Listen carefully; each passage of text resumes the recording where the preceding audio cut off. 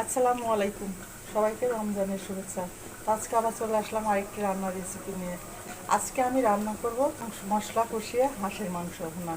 তো রান্নাটা শুরু থেকে শেষ পর্যন্ত দেখতে থাকুন। এর প্রথমে আমি হাঁসের মাংসটা সুন্দর করে পরিষ্কার করে ধুয়ে রেখেছি, আর এদিকে পেঁয়াজগুলো কুচি করে রেখেছি। তো কড়াই গরম হয়ে গেছে, এখন আমি পরিমাণ মতো তেল দিয়ে দিব। তেলের মধ্যে দিয়ে দেবো এলাচ, দারচিনি, তেজপাতা, গরম মশলা।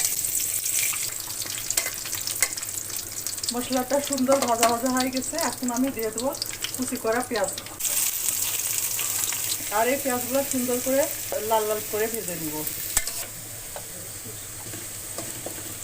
তো পেঁয়াজগুলো ভাজা হয়ে গেছে, যেহেতু এটা আজকে আমি বাটা মশলা দিয়ে রান্না করব, তাই এখানে সম্পূর্ণ মশলা বেটে রেখেছি। পেঁয়াজ, রসুন, আদা, জিরা, মরিচ সবগুলো একসঙ্গে বেটে রেখেছি। এখন এই বাটা মশলাটা আমি দিয়ে ভালো করে কষিয়ে নিব।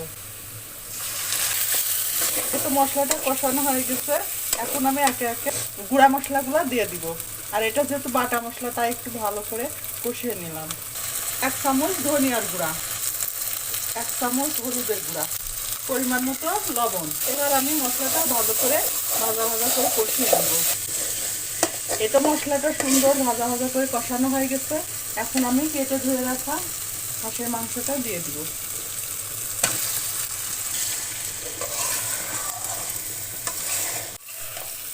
এটা মশলাটা সুন্দর করে মিশিয়ে নিয়েছি, এখন আমি কিছুক্ষণ ঢাকনা দিয়ে কষিয়ে।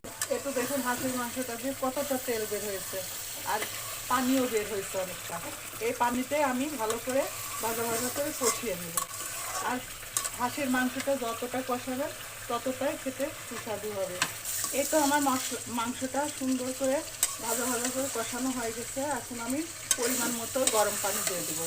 এখন তো আমাদের সবারই ঘরে ঘরে ব্লেন্ডার মেশিন হয়ে গেছে, আর বেশিরভাগ আমরা গুঁড়া মশলা খাই, তাই পাটাতে বেটে খুবই কমে মানুষ রান্না করে।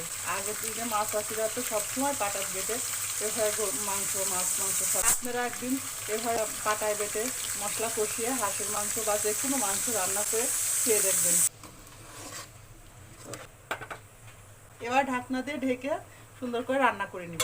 এই তো আমার হাঁসের মাংসটা রান্না হয়ে গেছে, এখন আমি নামিয়ে নিব। এখন আমি উপর থেকে ভাজা মশলা ছড়িয়ে দিব। এই তো আমার হাঁসের মাংসটা রান্না হয়ে গেছে। আমার রান্নাটা কেমন লাগলো, যদি ভালো লাগে তাহলে লাইক, কমেন্ট, শেয়ার দিয়ে পাশে থাকবেন। আর আমার ইউটিউব চ্যানেলটা সাবস্ক্রাইব করে দিবেন। আজকে পর্যন্ত আবার কোনো নতুন ভিডিও নিয়ে আপনাদের মাঝে উপস্থিত হব। আল্লাহ হাফেজ, আসসালামু আলাইকুম।